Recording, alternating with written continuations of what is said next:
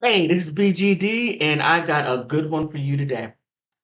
Now, some of you may know Ebony K. Williams. She's on The Grill, and she had an interview with Dr. Ayana Van Sant. Dr. Ayana Van Sant uh, is a very insightful person, brought it home. Now, she, meaning Ebony, was talking about the state of dating within the Black community. But I'm going to stretch this out by using this example. She felt that Black men were not doing enough, were not owning enough, um, were not leveling up to where she and other women on her caliber are. Here's the interesting part. She's having trouble dating men on her level, not considering what the man or the men that she's looking for, considering what they want in a woman. Now, Dr. Anyala Van Sant, after when she asked her question, she asked her something piercing. Would you date a bus driver? And she flat out said if he owned the bus company. If she owned the bus, then yes, she would date him, giving a clear line of, I would not go any lower. He has to own I something. want you to speak, Ayanla, to how women need to, I don't know, position ourselves so that we can be in our divinity, so we can have our crowns right, how we can create and not build. When some of us, quite frankly, feel that the men that are available to us, and I'm talking about across the color spectrum, across the age spectrum, trust me, I've done them all, they are not positioned to protect nor provide because of some of the statistics we just talked about. They're not earning the incomes. They're not having the resources, and some of them are not even showing up in the leadership. Would you date a bus driver? Would you date If a he bus owns the driver? bus, if he owns No. it, if he owns the bus, See, that's a Ayanla. problem. That's a problem. That right there. That right there is, she would not date that guy because he's not, again, not on her level. Now, here's an interesting part, that what she says, what she calls a backlash, and she doesn't consider it a backlash, nor is she taking heed or even considering what people are saying. That's when you are so caught up here in your level of your job that you don't see anything else but here. Backlash. So let me be clear. First, I am a professional disruptor. So backlash is my business. And I will always take it on the chin for the sake of advancing the work, conversation, or movement. So know that I am completely unfazed by the onslaught of nasty comments, wishing me a sad, lonely, bitter existence until my untimely death.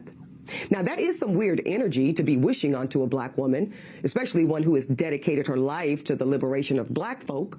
But, whatever, I guess, go off.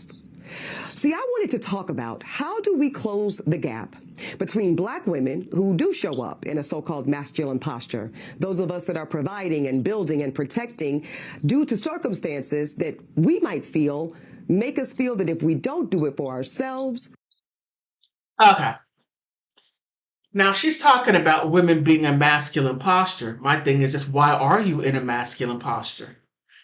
If you're calling yourself a queen and you're in your divinity, then you're going to have to present yourself in that femininity energy. And you should not be coming in a masculine posture. And if you are, and that's a type of employment that you want, then what do you expect? A guy is not going to be with, okay, we could only be in a male female relationship. There could only be one male, just like in a male female relationship, there could only be one female. But what she's doing is she's bringing her male energy into the relationship. No, No man is going to deal with that unless if he wants to be led. And that's something different. I'm not going to touch that. However, continue listening. We will have to go without the resources and protections we need to feel safe in this world. But Dr. Ayanla went in a different direction. She asked me a personal question. And y'all know I have been extremely transparent about the fact that my life choices and my chosen lifestyle are far outside of the norm.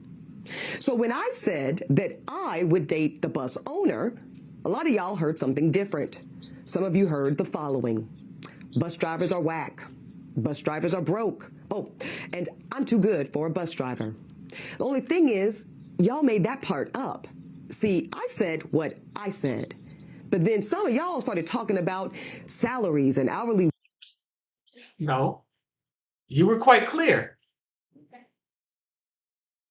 You were quite clear.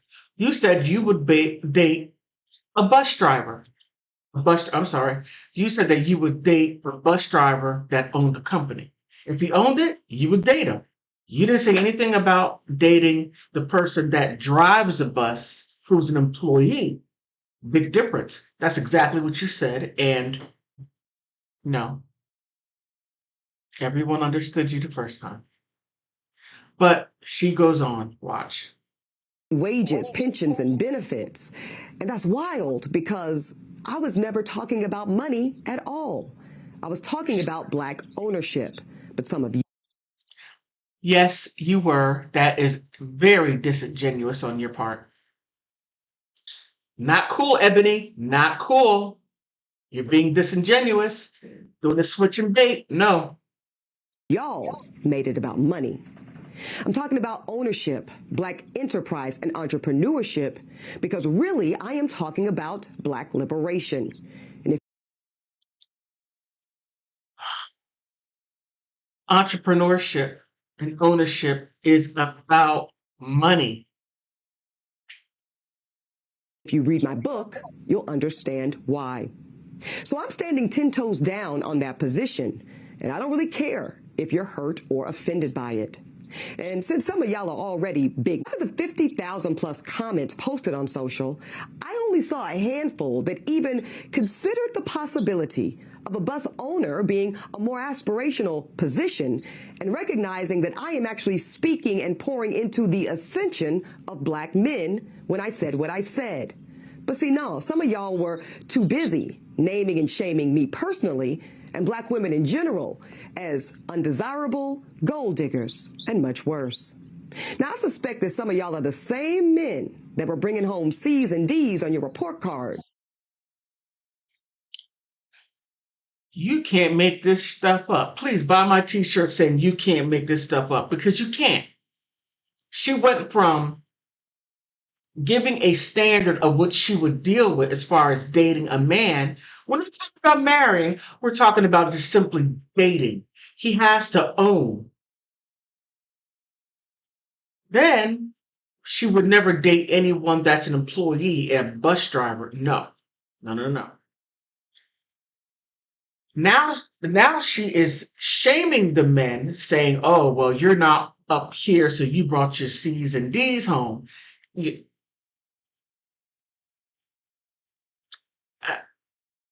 I was going to say, get a dog and die alone, as Kevin Samuels would say.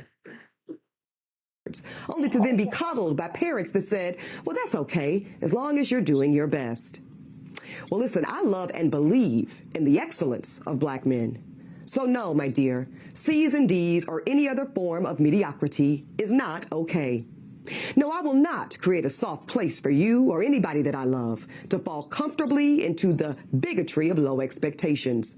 So I'm going to say one more time, there's absolutely nothing wrong with driving a bus. My mother, Gloria. She is hostile as all outdoors. I don't know if you noticed or not, but she's very hostile. Drove one for years. But could it be that Black America has been sold a narrative of average, regular, and typical being good enough for us? Well, see, that's called white supremacy. And in this case, it takes the form of conditioning Black Americans. Boom. I was waiting for the white supremacy. White men, white people, it's your fault because she could only date a certain level of man. It's your fault. Your fault alone. Your fault. You can't make this stuff up. You just can't. But let's not stop there. Her friend, her co-anchor on the Griot, had something to say about it. And let's hear his stance on it. All right, family, we have reached the end of the show. But before I let you go, I want to respond to my friend and colleague, Eboni K. Williams, who last week on her show said that she would not date a bus driver. She would date a guy if he owned the bus, but not if he was a bus driver. Here's my thoughts. First, we shouldn't be defining people by their labor, but there is dignity in all labor. Whether you drive a bus, whether you own the bus, whether you're the CEO, whether you're a worker, it doesn't matter. You're a human being with character and personality and ideas and interests. And that should be the primary thing that we ask when we're looking for relationships. Is this person good for me? So to me, that's more interesting. And if we only look for people who make the same amount of money, we're going to have some problems. At the same time, I feel you, Eboni. I understand completely why Eboni feels that way, because black women are the only demographic of people in this country who are systematic. All right, he was doing great until he started getting into the beta. No, stand on that right there and leave it. But he has to most definitely save face for his friend Eboni Williams because he doesn't want her coming down on him. All right, let him finish. Automatically expected to date below their education and their income. And so when a lot of you are mad at Eboni for responding, it's not because you have some grand character. It's because y'all think black women should have a lower bar. It's because y'all think that black women should. No. It's not that black women should have a lower bar. It is you got to deal with the men that you get. Now, if you keep on telling yourself and women, we do this all the time. We go and we talk to our other girlfriends saying, girl, am I a 10? Oh, girl, you're a 10. Yes, you are. And yes, I am. Are you? Yes, you are. But you're talking amongst each other, but you're not talking to the people that you want to attract. Now, if you go and tell a man, hey, I'm a 10. Now, I'm never going to go to a man and say I'm a 10 because I know I'm not. I mean, I'm quite aware of my situation. But I wouldn't go tell a man, oh, well, I'm a 10 and you got to take me as I am. No. I would rate myself maybe a 5 or a 6. Now, if I were to just look at my face alone, I don't know. I have no clue. But I would say as a whole package, maybe a 5 or 6, because I have a lot of room for improvement. So walking around as Eboni Williams does and saying, well, okay, this is my standard, this is my bar, and I'm not going to budge from it. Now, she stated that she dated men, all types of men. But interesting part, she never bagged a man for marriage. So that right there is saying a whole lot. And I'm going to leave it right there. But let's finish what he's saying. To just accept whatever they get, and they should just be happy to have anything. And that speaks to how we understand and how we think of black women in this country. And finally, brothers, with some of our outrage, we got to be honest too. You know, some of y'all get degrees and y'all get fancy titles and y'all get a whole lot of money. And you not only don't date at your economic educational station, a lot of y'all don't even date black women. So you got to hold that L too. All right, family, you can watch more content just like this on thegrio.com. You can also download I got to say, a lot was said, but, going back to my original statement. And that is, men don't give a darn about your money because he's not going to receive your money. You're not going to go out and take him on trips and do all these things. No, you're not going to do that. You're going to expect him to give you his money and you keep your money. And that's how it normally is. So men are not expecting it. But looking at Eboni's stance on dating and her attitude towards men and dating. If you're not up here, she's not interested. So it doesn't matter how good you are. It doesn't matter your integrity and your character. It doesn't matter how you treat your family. Only thing that matters is, are you a owner and what does your bag look like? That's based on what she put out there. She didn't add any of that extra stuff as far as character, this, that, and the other. And then she doubled down by saying, I don't care what you say. I'm used to the heat and it doesn't matter because I want what I want and that's what I want. Fine. And that's why you got to buy a dog and die alone. No, that's just a silly joke. But I believe Ebony in her approach is so superficial. And the substance simply isn't there, in my humble opinion, based on what was presented. On that note, this applies all across the board to not only Black people, but it applies to whites, Asians, any and everyone under the sun that happens to be dealing with this issue right here. Does he own his own business? Do I date a guy that owns his own business, or do I look at the character and does the man love what he does? What are your thoughts?